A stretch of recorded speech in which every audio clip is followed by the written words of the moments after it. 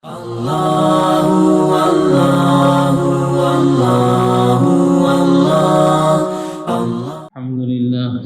الحمد لله نحمده ونستعينه ونستغفره ونؤمن به ونتوكل عليه ونعوذ بالله من شرور أنفسنا ومن سيئات أعمالنا من يهده الله فلا مضل له ومن يضلله فلا هادي له ونشهد أن لا إله إلا الله وحده لا شريك له ونشهد أن سيدنا ونبينا ومولانا محمدا عبده ورسوله صلى الله تعالى على خير خلقه محمد وآله وأصحابه أجمعين. أما بعد، أعوذ بالله من الشيطان الرجيم.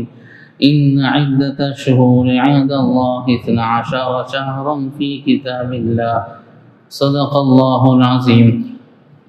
قال النبي صلى الله عليه وسلم: أفضل الصيام بعد رمضان شهر الله المحرم، أو كما قال عليه الصلاة والسلام. اللهم صل على محمد وعلى آل محمد وبارك وسلم. قابل احترام بزرگ دوستو، عزیز بچوں، تاریخ ہم سب استعمال کرتے ہیں، بڑے بھی استعمال کرتے ہیں، چھوٹے بچے بھی اپنے ہوم ورک کے شروع میں تاریخ لکھتے ہیں.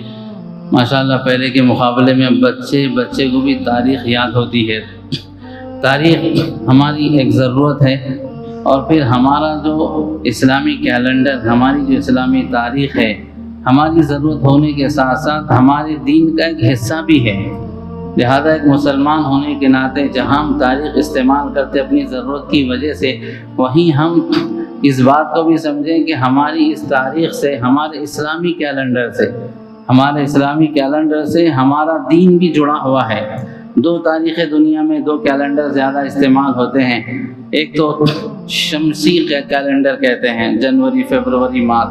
ایک قمری کیلنڈر کہتے ہیں، جیسے محرم، صفر، ربیع الاول. یہ دونوں استعمال ہیں. لیکن افسوس کی بات ہے کہ ہم زیادہ شمسی کیلنڈر کو استعمال کرتے ہیں، قمری کیلنڈر کو استعمال نہیں کرتے ہیں. حالانکہ ہمارے دین کے بہت سے اعمال، ہماری عبادتیں اس سے جڑی ہوئی ہیں. ہر مذہب اور قوم کا ایک کیلنڈر ہوتا ہے، اور پھر وہ کیلنڈر جہاں ان کی تاریخ معلوم ہونے کے لیے ضرورت ہے، ویسے ان کے مذہبی عقیدوں سے، ان کے مذہبی رسوم و روایات سے وہ کیلنڈر جڑا ہوا ہوتا ہے. لہذا آپ دیکھیں گے جو کیلنڈر کے مہینوں کے نام ہوتے ہیں یا ان کے جو دنوں کے نام ہوتے ہیں، وہ ان کے بھگوانوں سے جڑے ہوئے ہوتے ہیں، ان کی تاریخی شخصیات سے جڑے ہوئے ہوتے ہیں. جیسے سنڈے، منڈے ہیں. سنڈے اور منڈے کا مطلب سورج کا دن اور چاند کا دن، یعنی وہ دن جس میں سورج کی عبادت کی جائے، وہ دن جس میں چاند کی عبادت کی جائے. یونانیوں نے یہ دن کے نام رکھے ہیں، اور وہ چاند اور سورج کی عبادت کرتے ہیں. تو لہذا ہر قوم کا جو کیلنڈر ہوتا ہے وہ صرف تاریخ جاننے کے حد تک نہیں ہوتا، ان کے مذہبی عقیدے اس سے جڑے ہوئے ہوتے ہیں، ان کی رسومات، ان کی روایات اس سے جڑی ہوئی ہوتی ہے. لہذا ہمارا جو اسلامی کیلنڈر، ہماری عبادتیں اسی سے جڑی ہوئی ہیں. جیسے حج ہم کب کریں گے؟ اسلامی مہینہ جب آئے گا، ذی الحجہ کا مہینہ، اس سے پہلے حج نہیں ہو سکتا ہے. ہم اپنی عید کرتے ہیں، عید الاضحیٰ، یا بڑی جو عید کہتے ہیں رمضان کی عید، عید الفطر، وہ کب کرتے ہیں؟ جب تک کہ ہمارا قمری مہینہ شروع نہیں ہوگا ہم عید نہیں کر سکتے ہیں. قربانی ہم کب دیتے ہیں؟ ہمارا وہ جو مہینہ ہے، ہمارا جو ذی الحجہ کا مہینہ جب تک شروع نہیں ہوگا اور 10 تاریخ نہیں آئے گی، ہم قربانی نہیں دے سکتے ہیں. رمضان کے روزے ہمارے اسی مہینے سے، کیلنڈر سے جڑے ہوئے ہیں. یہاں تک کہ اگر کسی عورت کے شوہر کا انتقال ہو جائے یا اسے طلاق دے دی جائے تو عدت جو گزاری جاتی ہے وہ قمری کیلنڈر کے اعتبار سے گزاری جائے گی. تو بہرحال جو کیلنڈر ہوتا ہے وہ صرف استعمال کے لیے نہیں ہوتا ہے، اس سے ہماری بہت سی عبادتیں، ہماری مذہبی روایات جڑی ہوئی ہوتی ہیں. یہی وجہ ہے کہ جب حضور علیہ الصلوۃ والسلام کا انتقال ہوا، صدیق اکبر خلیفہ بنے، اس کے بعد حضرت عمر خلیفہ بنے، تو حضرت عمر کے دور میں ضرورت آن پڑی کہ ہمارا مستقل کیلنڈر بنایا جائے، حالانکہ اس وقت بہت سے کیلنڈر دنیا میں استعمال کیے جاتے تھے۔ یہ شمسی کیلنڈر، عیسوی تاریخ جسے کہتے ہیں، 2025 جو چل رہا ہے، یہ اس زمانے میں بھی رائج تھا، اس زمانے میں بھی چل رہا تھا یہ، لیکن حضرت عمر نے اس کو استعمال نہیں کیا۔ ایک خط آیا حضرت عمر رضی اللہ عنہ کے پاس جس میں مہینہ لکھا ہوا تھا شعبان، لیکن تاریخ لکھی بھی نہیں تھی، کون سا دن ہے کون سا سال ہے۔ اور مستقل چونکہ اسلامی فتوحات بہت پھیل گئی تھی، لوگوں کے وظیفے متعین کیے گئے تھے اور بالکل نظام بنایا گیا تھا ملک کا، لہذا سال لکھنے کی ضرورت آن پڑی اور پھر دن کی تاریخ لکھنے کی ضرورت پیش آنے لگی۔ تو حضرت عمر نے پھر صحابہ کو بٹھا کر مشورہ کیا کہ ہم کس کیلنڈر کو ہم فالو کریں، یا مستقل اپنی تاریخ اپنا کیلنڈر ہم اس کی شروعات کریں۔ تو یہ رائے آئی کہ ہمیں مستقل اپنا کیلنڈر اس کی ابتدا کرنی چاہیے۔ لہذا حضرت عمر نے رائے لی کہاں سے ہم اپنے کیلنڈر کی ابتدا کریں۔ سب سے پہلی یہ رائے آئی کہ حضور علیہ السلام کی ولادت کا جو دن ہے وہ دنیا کی تاریخ کا بہت عظیم الشان دن ہے، اس لیے کہ دنیا کو اصل جو ہدایت ملی ہے اور دنیا نے جو دنیا کا مقصد سمجھا ہے اور اپنے خالق کائنات کو مخلوق نے جو جانا ہے، حضرت محمد صلی اللہ علیہ وسلم کے دنیا میں آنے کے بعد ہی ہوا ہے۔ دنیا کا مقصد دنیا والوں نے جانا حضرت محمد صلی اللہ علیہ وسلم کے دنیا میں آنے کے بعد، لہذا آپ کا جو وجود ہے یہ دنیا کی تاریکیوں کو، ظلمتوں کو ختم کرنے کے لیے، لہذا اس دن سے اپنا کیلنڈر ہم شروع کیے جائے کی کریں جس دن حضور صلی اللہ علیہ وسلم کی ولادت ہوئی، اس سال سے اپنے کیلنڈر کے سال کی ابتدا کریں جس سال حضور صلی اللہ علیہ وسلم کی پیدائش ہوئی۔ لیکن اس پر عمل نہیں کیا گیا، کہا کوئی دوسری رائے دو۔ تو کسی نے رائے دی حضور کے وفات کا جو دن ہے وہ بھی بہت عظیم دن ہے، بہت تاریخی دن ہے، وہاں سے ہم اپنے کیلنڈر اپنے سال کی ابتدا کریں۔ کہا اور کوئی رائے دی جائے، تو کسی نے رائے دی حضور صلی اللہ علیہ وسلم کی نبوت کا جو دن ہے وہ آپ کے دنیا میں بھیجے جانے کا اصل جو مقصد ہے آپ کی نبوت ہے، وہاں آپ کے جس دن نبوت دی گئی وہاں سے اپنے کیلنڈر کی ابتدا کی جائے۔ لیکن پھر حضرت عمر نے کہا اور رائے دیں۔ حضرت علی بیٹھے ہوئے تھے، انہوں نے اب تک رائے نہ دی۔ حضرت عمر نے حضرت علی سے پوچھا آپ کی کیا رائے؟ اکثر حضرت عمر حضرت علی کی رائے پر فیصلہ کیا کرتے تھے، اس لیے کہ اللہ نے آپ کو جعل اور فہم دیا تھا، وہ کسی اور کو نہ ملا تھا۔ اس لیے حضور نے آپ کی شان میں کہا کہ اگر میں علم کا شہر ہوں، علی اس کا دروازہ ہے، یعنی میرے علم تک اگر پہنچنا ہے تو علی کے پاس سے ہو کر مجھ تک آ سکتے ہو۔ لہذا دنیا میں جو علوم پھیلے ہیں، یہ چار جو سلسلے چشتیہ، سہروردیہ اور جتنے علوم دنیا میں پھیلے، یہ سب سلسلے حضرت علی پر پہنچتے ہیں، اس کے بعد حضور صلی اللہ علیہ وسلم تک پہنچتے ہیں۔ تو حضرت علی کی رائے پر حضرت عمر اکثر فیصلہ کرتے تھے۔ کہا آپ کی کیا رائے؟ حضرت علی نے بہت عظیم الشان رائے دی، انہوں نے کہا کہ ہمارے کیلنڈر کی ابتدا، ہماری تاریخ کی ابتدا ہجرت سے کی جانی چاہیے، اس لیے کہ حضور صلی اللہ علیہ وسلم کی پیدائش کا دن یقیناً بہت عظیم دن ہے، آپ کی نبوت کا دن بہت عظیم دن ہے، لیکن آپ کی ہجرت کا جو دن ہے وہ ہمیں زندگی کا مقصد سکھاتا ہے۔ ایک مسلمان کو یہ جینا سکھاتا ہے، کیسے جینا ہے۔ حضور علیہ السلام کی ہجرت کا وہ دن ہے کہ حضور صلی اللہ علیہ وسلم نے ہجرت پر مکے کو چھوڑا اور اپنے رشتہ داروں کو چھوڑا، صحابہ نے جتنا کمایا تھا مکے میں سب سرمایہ چھوڑا۔ کیوں چھوڑا؟ دین کے لیے چھوڑا ہے۔ تو ہمارے کیلنڈر کی ابتدا ایسے دن سے کی جائے جب ہمارے سال کی شروعات ہو، یہ پیغام ملے مسلمان کو ہم دنیا کے لیے نہیں پیدا کیے گئے، ہمارا مقصد دنیا بٹورنا نہیں بلکہ دنیا کو قربان کرنا ہے، اپنے مال کو قربان کرنا ہے، اپنے مکان کو قربان کرنا، اپنی کھیتی باڑی کو قربان کرنا، اپنے رشتوں کو قربان کرنا دین کی خاطر۔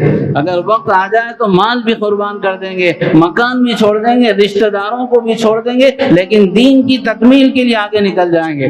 یہ سبق ملے گا ہر مسلمان کو جب اس کے سال کی ابتدا ہوگی۔ لہذا ہجرت سے ہمارے سال کی اور کیلنڈر کی ابتدا کی گئی۔ محرم کا مہینہ یہ پہلا مہینہ ہے، جنوری سے وہاں سال شروع ہوتا ہے، یہاں محرم سے شروع ہوتا ہے۔ یہ محرم پہلا مہینہ حضور صلی اللہ علیہ وسلم کی پیدائش سے 200 سال پہلے ہی سے نظام اللہ نے ایسا بنایا تھا کہ محرم کے مہینے کو پہلے مہینے کے طور پر لوگ استعمال کرتے تھے اور ذی الحجہ کو آخری مہینہ سمجھتے تھے۔ لہذا اس طرح ہمارے کیلنڈر کی ابتدا ہوئی ہے۔ ہماری ذمہ داری ہے کہ ہم اپنے کیلنڈر کو استعمال کریں اور پھر دیکھیں اللہ کا جو نظام دنیا میں اللہ نے بنایا ہے، پہلا جو مہینہ محرم کا مہینہ ہے اس میں اللہ نے قربانیاں رکھی ہیں۔ حضرت عمر رضی اللہ عنہ کی جو شہادت ہوئی ہے محرم کے مہینے میں، یکم محرم الحرام کو آپ کی شہادت ہوئی ہے، اور پھر حضرت حسین رضی اللہ عنہ کی شہادت محرم کے مہینے میں ہوئی ہے۔ تو یہ محرم کا مہینہ ہمیں یہ بتاتا ہے کہ دنیا میں پیدا کیے گئے ہیں کیوں؟ اس لیے کہ اپنے آپ کو لٹانا اپنے خدا کے لیے، بچا کر رکھنے کے لیے دنیا کی زندگی نہیں، لٹانے کے لیے زندگی ہے، بچا کر رکھنا، عیش و عشرت کا سامان اس میں پڑنا وہ تو موت کے بعد ہے۔ دنیا میں ہم عیش و عشرت کے لیے نہیں بلکہ لگانے کے لیے پیدا ہوئے ہیں۔ تو ہمیں یہ ہمارا مہینہ اور پھر ہماری تاریخ کی جو ابتدا ہجرت ہے ہمیں یہ سبق دیتی ہے کہ ہم دنیا میں آئے ہیں اپنے آپ کو دین کے لیے قربان کرنے کے لیے۔ پھر مہینہ چلتا ہے، جا کر کہاں ختم ہوتا ہے؟ ذی الحجہ پر ختم ہوتا ہے۔ وہاں بھی عظیم الشان قربانی دی گئی کہ باپ اپنے بیٹے کو خدا کے حکم پر ذبح کر رہا ہے، وہاں بھی یہ مزاج ہمیں دیا، ابتدا میں انتہا میں یہ سکھایا جا رہا ہے خبردار دنیا میں نہ پڑیں بلکہ اپنے آپ کو لگا دیں اللہ کے لیے، اپنی دنیا کو مٹا دیں۔ تو یہ ہماری تاریخ کی ابتدا ہے اور ہماری تاریخ کی انتہا ہے۔ لہذا ہم مسلمان ہونے کے ناطے ہم پر ضروری ہے کہ ہم اسلامی کیلنڈر کو استعمال کریں۔ بڑے افسوس کی بات ہے جنوری، فروری، مارچ، اپریل بچوں کو یاد ہوتا ہے، سنڈے منڈے بچوں کو یاد ہوتا ہے، لیکن 25 سال 55 سال کی عمر میں پیر، منگل، چہارشنبہ، جمعرات بولنا مشکل ہو جاتا ہے، اور محرم، صفر، ربیع الاول، ربیع الثانی، یہ محرم یہ مہینے یاد کرنا مشکل ہوتا ہے ہمارے لیے۔ بہت افسوس کی بات ہے، ہماری تاریخ ہمیں استعمال کرنی چاہیے۔ کیوں؟ اس لیے کہ ہماری مذہبی بہت سی عبادات اور ہماری بہت سی روایات اور ہماری بہت سی تاریخ ان مہینوں سے، ان دنوں سے جڑی ہوئی ہے۔ تو یہ محرم الحرام سے ہمارے سال کی ابتدا ہوتی ہے، لیکن بڑے افسوس کی بات ہے کہ وہ دنیا داروں نے اپنا جو سال بنایا ہے، جنوری میں ان کا سال شروع ہوتا ہے تو خوشیوں سے سال کو شروع کرتے ہیں، موج مستی سے سال کو شروع کرتے ہیں، مٹھائیوں کی تقسیم ہوتی ہے، اور ہمارے لیے ایسا عجیب دنیا میں لوگوں نے نظام بنا دیا اور ہم مسلمان اس سے اتنا متاثر ہو کہ حقیقت کو ہم نے بھلا دیا، اور لوگوں کے توہمات میں پڑھ کر ہمارا سال جب شروع ہوتا ہے غم سے سال کو شروع کرتے ہیں۔ یہ غم کا مہینہ آ گیا ہے، وہاں موج مستی اور پھر خوشیوں سے سال کی ابتدا ہو رہی، یہاں غم سے سال کی ابتدا کرتے ہیں۔ یہ نحوست والا مہینہ کے ابتدا ہی منحوس اور نحوست سے اور غم و حزن سے شروع کرتے ہیں۔ یہ بالکل غلط نظریہ ہے، یہ عقیدے کا فساد ہے۔ کسی دن، کسی مہینے، کسی وقت، کسی سال کو اللہ نے منحوس نہیں بنایا ہے۔ منع ہے کسی چیز کو منحوس کہنا، کسی جانور کو منحوس نہیں کہہ سکتے ہیں۔ جتنی چیزیں اللہ نے دنیا میں بنائی، بہت سی چیزیں ایسی کیڑے مکوڑے ہوتے ہیں جن کی شکل سے دیکھ کر ہمیں کراہیت ہوتی ہے، جن کی شکل ہی ایسی ہوتی ہے دیکھ کر کراہیت سی ہوتی ہے، متلی آتی ہیں، ان کیڑوں کو بھی اللہ نے منحوس نہیں بنایا۔ اس کو بھی منحوس کہنا یہ اس جانور کو منحوس کہنا نہیں، اس کے پیدا کرنے والے خالق کی طرف انگلی اٹھانا ہے۔ بھئی آپ نے کوئی چیز بنائی، کوئی کارپینٹر ہے یا کوئی میکینک، اس نے کوئی چیز بنائی، کسی کے سامنے اپنا سیمپل پیش کیا کہ صاحب میں نے بنایا ہے، وہ اگر نقص اس کا نکالے، کیا گھٹیا چیز ہے، تو وہ اس چیز کا نقص نہیں نکال رہا، اس کی توہین نہیں کر رہا بلکہ بنانے والے کی توہین کر رہا ہے۔ کبھی ہوتا ہے نا گھر میں کسی بہن نے، کسی خاتون نے کھانا پکایا، اگر کسی نے کھانے میں عیب نکالا تو چہرہ کس کا مرجھا جاتا ہے، اسے غم ہوتا ہے، فوراً جس نے پکایا اس کے کان میں جملہ پڑے گا کہ بریانی اچھی نہیں بنی، فوراً اس کا چہرہ جو خوشی میں کھل رہا تھا فوراً مرجھا جائے گا اور غم اس کے چہرے سے نظر آئے گا۔ کیوں؟ اس لیے کہ وہ عیب اس میں نہیں، بنانے والے میں نکالا جا رہا ہے۔ تو ہم اگر کسی چیز کو منحوس کہتے ہیں، کسی وقت کو منحوس کہتے ہیں، کسی مہینے کو منحوس کہہ رہے ہیں، اور پھر بڑے افسوس کی بات ہے وہ مہینہ جسے رسول اللہ نے اللہ کا مہینہ کہا ہے۔ حضور صلی اللہ علیہ وسلم نے روزوں کے بارے میں کہا افضل الصیام بعد رمضان شہر اللہ المحرم، کے رمضان کے بعد سب سے افضل روزے کون سے مہینے کے ہیں؟ حضور نے جملہ کیا کہا اس پر غور کریں۔ حضور نے کہا اللہ کا مہینہ محرم، اللہ کا مہینہ محرم۔ یہ بھی تو کہہ سکتے تھے محرم اللہ کا مہینہ، بعد میں لا سکتے تھے، لیکن حضور نے پہلے کہا اللہ کا مہینہ۔ یہ اللہ کا مہینہ جسے کہا کہ اسے منحوس کہہ رہے ہیں آپ، اللہ کا مہینہ جسے کہا کہ اسے منحوس کہہ رہے ہیں۔ جیسے مثال سمجھنے کے لیے کتاب اللہ اللہ کی کتاب کو کہا جاتا ہے، بیت اللہ اللہ کے گھر کو کہا جاتا ہے۔ اگر کوئی اللہ کے گھر کو نعوذ باللہ منحوس کہے یا اللہ کی کتاب کو ہزار نعوذ باللہ منحوس کہیں، کیسے وہ مجرم ہوگا؟ ایسے اللہ کا مہینہ جسے کہا گیا اسے اگر منحوس کہے تو پھر کیسے مجرم نہیں ہو سکتا ہے؟ یقیناً وہ مجرم ٹھہرے گا، لیکن چونکہ ہم حقیقت نہیں جانتے ہیں اور توہمات میں پڑے ہیں بڑے، لہذا اس کو منحوس کہہ رہے ہیں، ہمارے اوپر کوئی جو نہیں رنگ رہی، ہمیں کوئی افسوس کا اظہار نہیں کر رہے ہیں، ہمیں کوئی تکلیف غم نہیں ہو رہا ہے۔ تو خلاصہ یہ ہے کہ یہ محرم کا مہینہ عظیم الشان مہینہ ہے، اللہ کے رسول صلی اللہ علیہ وسلم نے جس کی فضیلت بیان کی ہے۔ دوسری بات یہ کہ غم کا مہینہ اسے جو بتاتے ہیں اس کے جو ریزن لوگوں نے طے کیا ہے، جو ریزن متعین کیا وہ ہے حضرت حسین کی شہادت۔ تو اس کا جواب یہ ہے کہ شہادت غم کی چیز نہیں ہے، یہ ان کے نظریے، ان کا غلط نظریہ ہے، معیار غلط بنایا ہے۔ شہادت غم کی چیز نہیں ہے، شہادت تو یہ آگے بڑھ کر فضیلت حاصل کرنے کی چیز ہے۔ لہذا حضور صلی اللہ علیہ وسلم نے شہادت کے بارے میں کہا، میرا دل یہ چاہتا ہے، محمد علیہ السلام کا دل یہ چاہتا ہے کہ اللہ کے راستے میں شہید کر دیا جاؤں، پھر زندہ کیا جاؤں، پھر شہید کیا جاؤں، پھر زندہ کیا جاؤں، پھر شہید کیا جاؤں۔ حضور نے بار بار اپنی چاہت کا اس طرح تذکرہ کیا کہ میں شہادت کو اتنا چاہتا ہوں۔ تو شہادت کوئی غم منانے کی چیز نہیں ہے، وہ تو فضیلت کی چیز ہے۔ لہذا جب کوئی شہید ہوتا تھا صحابہ میں اس کے بچے خوش ہوتے تھے، ان کی بیویاں خوشیاں مناتی تھیں، ان کے بھائی خوشی کا اظہار کرتے تھے، مرنے والا خوشی کا اظہار کرتا تھا کہ میں اللہ کے نام پہ مر رہا ہوں۔ عامر بن فہیرہ ایک صحابی ہیں، غلام ہیں، ایک دشمن نے خنجر مارا، آر پار ہو گیا، اب سانسیں اکھڑنے لگی، آخری جو بول زبان سے نکلا، فزت ورب الکعبہ، رب کعبہ کی قسم میں تو کامیاب ہو گیا۔ شہادت جسے ملی وہ یہ کہتا تھا میں کامیاب ہوا، مجھے فضیلت ملی۔ اور ہم اس مہینے کو جس نے شہادت دی حضرت حسین کو، ہم اسے منحوس مہینہ کیسے کہہ سکتے ہیں؟ لہذا یہ بہت غلط نظریہ ہے۔ کچھ لوگوں نے اپنے عقیدے، جو ان کا اپنا عقیدہ گمراہ عقیدہ ہے، اس عقیدے کی بنیاد پر اسے منحوس کہا، ہم بھولے بھالے مسلمان اس کو منحوس سمجھ رہے ہیں۔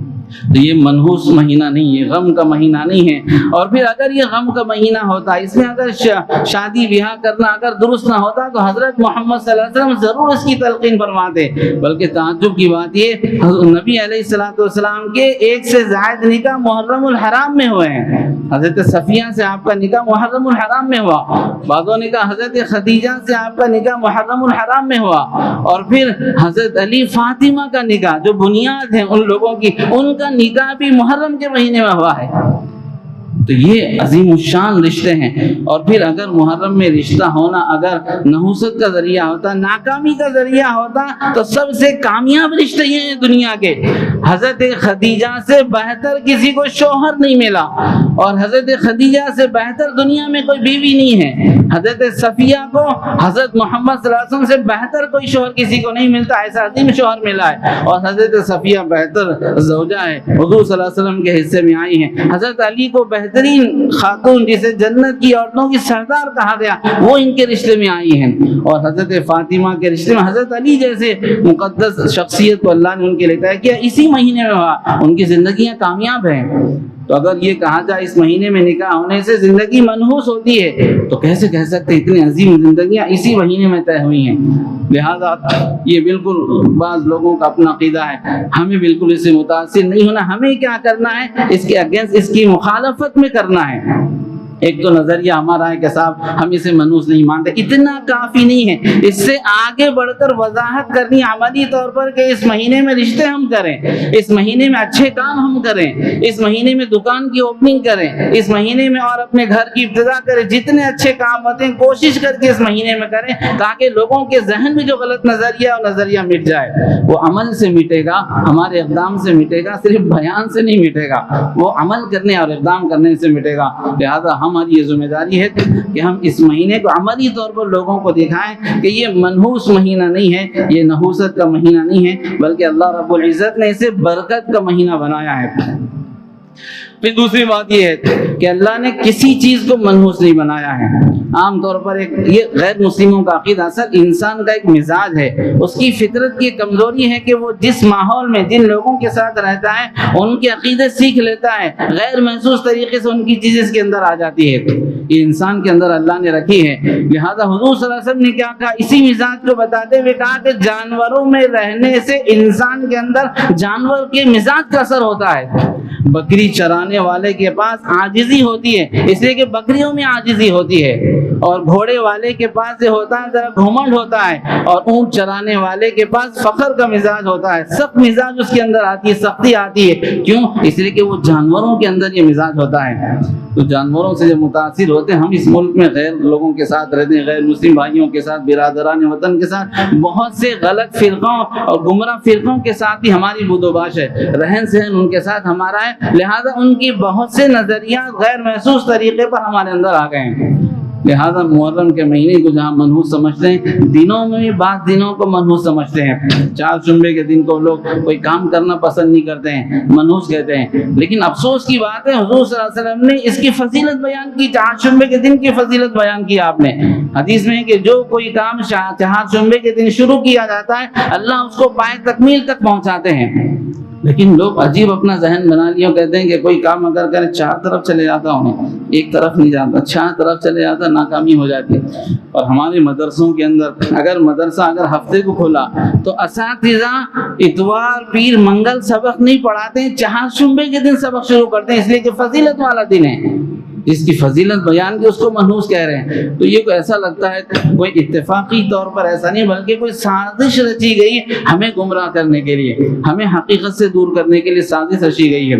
لہذا ایسے انسانوں میں سے بھی بعض انسانوں کو منحوس سمجھنے کا ایک رواج ہمارے پاس ہے۔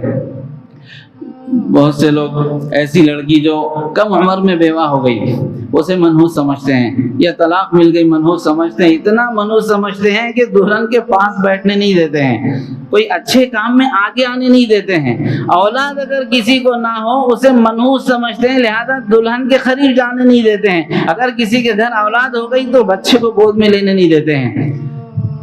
تو یہ منحوس ہونے کی علامت نہیں، ورنہ ہزار مرتبہ اللہ کی پناہ اگر آپ یہ کہیں اگر کوئی کم عمری میں بیوہ ہو جائے یا کسی کو اولاد نہ ہو اس کی وجہ سے منحوس ہوتا ہے، تو حضور صلی اللہ علیہ وسلم کی ازواج میں سے کتنوں کو اولاد ہوئی؟ ایک ہی آپ کی بیوی کو اولاد ہوئی، کسی کو اولاد نہیں ہوئی ہے۔ تو اب کیا یہ الزام وہاں بھی لگائیں گے آپ؟ اگر لگائیں گے تو پھر آپ ایمان سے نکل جائیں گے۔ ایسے ہی کم عمری میں اگر کوئی بیوہ ہو جائے، منحوس اگر ہوگا، تو حضرت عائشہ کب بیوہ ہوئی ہیں؟ حضرت عائشہ رضی اللہ تعالیٰ عنہ کتنی عمر میں بیوہ ہوئی ہیں؟ بہت کم عمری میں، جس عمر میں ہماری بچیوں کے نکاح بھی طے نہیں ہوتے ہیں۔ تو لہذا یہ اللہ کی طرف سے ایک نظام ہے، آزمائش کی دنیا ہے، اس طرح کسی کے اوپر آزمائش آنے کی وجہ سے ہم اگر منحوس کہیں گے تو بہت عظیم جرم ہم کر رہے ہیں اور بہت غلط نظریے کا ارتکاب ہم کر رہے ہیں۔ لہذا یہ حالات یہ اللہ کی طرف سے مصیبتیں جس کی وجہ سے کسی کو منحوس نہیں ٹھہرایا جا سکتا ہے اور کسی کو منحوس نہیں قرار دیا جا سکتا ہے۔ ایسے جانوروں میں بعض جانوروں کو منحوس کہتے ہیں، اگر انہیں سامنے سے گزرا، بلی سامنے سے گزری تو لوگ اسے منحوس سمجھتے ہیں۔ یہ غیروں کا عقیدہ ہے، کالی بلی، مسلمان بھی پیچھے ہٹتا ہے۔ مسلمان کو تو وہ مضبوط عقیدہ دیا تھا، وہ کمال مسلمان کو دیا تھا کہ شیر بھی ان کا راستہ نہیں روک سکتا تھا، شیر بھی راستہ نہیں روک سکتا تھا۔ یہ بلی کی وجہ سے پیچھے ہٹ رہے ہیں، شیر نہیں راستہ روکتا تھا۔ حضرت عمر رضی اللہ، ابن عمر رضی اللہ تعالیٰ عنہ، حضرت عمر کے لڑکے ہیں، راستے سے گزر رہے تھے، لگا بھیڑ لگی ہے، پوچھا کیا بات ہے، کوئی آگے نہیں جا رہا؟ کہا صاحب شیر آگے ہے جس کی وجہ سے لوگ آگے نہیں جا رہے ہیں۔ ابن عمر نے کہا ہٹو، ہٹے، آگے گیا، ایک اس کو تماچا مارا، کہا تجھے اللہ نے اس لیے نہیں پیدا کیا کہ ہمیں پریشان کر، چل یہاں سے نکل جا۔ وہ دم ہلاتا ہوا وہاں سے چلا گیا۔ تو یہ ہمیں بہادری دی گئی، یہ عقیدے کی مضبوطی ہمیں دی گئی کہ شیر بھی ہمارا راستہ نہیں روک سکتا ہے، شیر بھی ہمارا غلام ہوتا ہے۔ حضرت شیخ سعدی رحمۃ اللہ علیہ بہت بڑے بزرگ گزرے ہیں، ایران کے تھے وہ، بہت ان کی تاریخ ہے، پڑھنا چاہیے، بزرگوں کی تاریخ ہمیں نہیں معلوم۔ ایک بڑی مصیبت آفت یہ ہے کہ ہم تاریخ نہیں جانتے، اپنی حقیقت سے ناواقفیت کی وجہ سے لوگوں کے غلط نظریے سے متاثر ہو رہے ہیں۔ آدمی کو اگر اصل حقیقت معلوم ہوگی تو پھر وہ گمراہ نہیں ہوگا، وہ غلط لوگوں کی غلط باتوں میں نہیں پڑے گا۔ بھائی کوئی آدمی دکان پہ کوئی چیز خریدنے جا رہا ہے، اسے پرکھ ہے کھرے کھوٹے کی، کھرا کیا ہوتا ہے کھوٹا کیا ہوتا ہے، اسے پرکھ ہے، اسے پھر کوئی گمراہ نہیں کر سکتا ہے۔ جس کو جانکاری نہیں اسے گمراہ کیا جاتا ہے، اسے کھوٹی چیز عمدہ اور اچھی ہے بول کے دی جا سکتی ہے۔ تو ہم اگر اپنی تاریخ پڑھیں گے، اپنے عقیدوں کو جانیں گے اور اپنے اسلاف کی تاریخ کو جانیں گے، اپنی کیلنڈر کی اہمیت کو جانیں گے، تو پھر ہم غلط نظریے سے متاثر نہیں ہوں گے۔ شیخ سعدی رحمۃ اللہ علیہ بزرگ سے ملاقات کے لیے گئے، گھر پہ نہیں دکھا، بازو جنگل جنگل میں دیکھو مل جائیں گے. گئے دیکھا شیر پر بیٹھے ہیں اور جدھر کان موڑتے ہیں جیسے ہم ہینڈل موڑتے ہیں شیر ادھر مڑ رہا ہے, رائٹ کا کان موڑتے ہیں رائٹ میں پھرتا ہے, لیفٹ کا کان موڑتے ہیں لیفٹ میں پھر رہا ہے. وہ دیکھ کر سکتے میں پڑ گئے اور دیکھ آنکھیں پھاڑ کر دیکھنے لگے. بزرگ نے وہاں سے آواز دی, کہا سعدی تعجب کیوں کرتے ہو, اگر تم خدا کے غلام بنو گے دنیا کی ہر چیز تمہاری غلام بنے گی.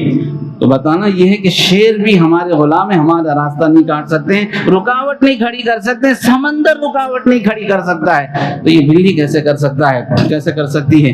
لہذا یہ بالکل غلط نظریہ ہے, یہ کافروں کے عقیدے ہیں, غیر مسلموں کے عقیدے ہیں. کسی چیز کو اللہ نے منحوس نہیں بنایا, ایسا عقیدہ رکھنا جرم ہے, ایسا عقیدہ رکھنا جرم ہے.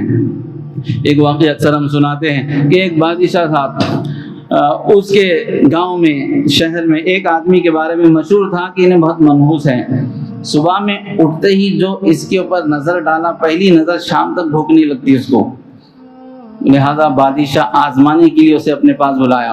اور اللہ کا ایک نظام ہے, یاد رکھنا, اللہ نے حدیث میں صاف کہا ہے, حدیث قدسی ہے کہ بندے کے گمان کے مطابق فیصلہ کرتا ہوں. ایک اللہ کا نظام ہے, جیسے گمان کریں گے. وہ غیر عقیدہ رکھتے ہیں پتھر سے ملتا ہے, پتھر پر جا کر مانگنے ہی سے ان کو ملتا ہے. اور جو غیر اللہ کے پاس سجدے جا کر درگاہوں پہ جا کر گردن جھکا کے عقیدہ رکھتے ہیں یہاں سے ملے گا وہیں سے ملے گا. جس کو عقیدہ ہے نماز پڑھنے سے ملے گا اسے نماز سے ملے گا. یہ اللہ کا ایک نظام ہے. لہذا اس بادشاہ نے جب سنی تو آزمانے کے لیے بلایا. اور انسان کا ذہن بھی جو ہے نا فوراً انسان کو اپنے کنٹرول میں کرتا ہے, انسان کا دماغ انسان کو اپنے کنٹرول میں کرتا ہے. جیسے اس سے پہلے واقعہ سنا ہم نے کہ ایک جاپان میں ریسرچ کر رہے تھے لوگ, انسان کا دماغ کتنا کام کرتا ہے.